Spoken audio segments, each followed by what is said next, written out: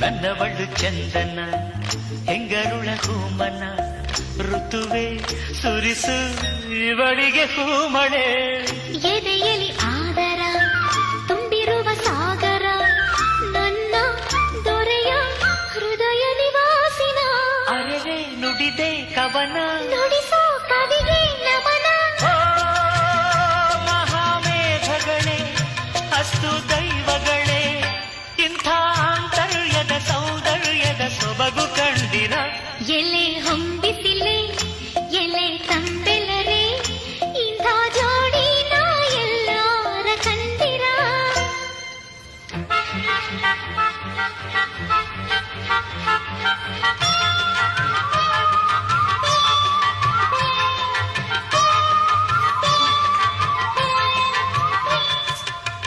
ತನ್ನ ನನ್ನ ತಾನನ್ನ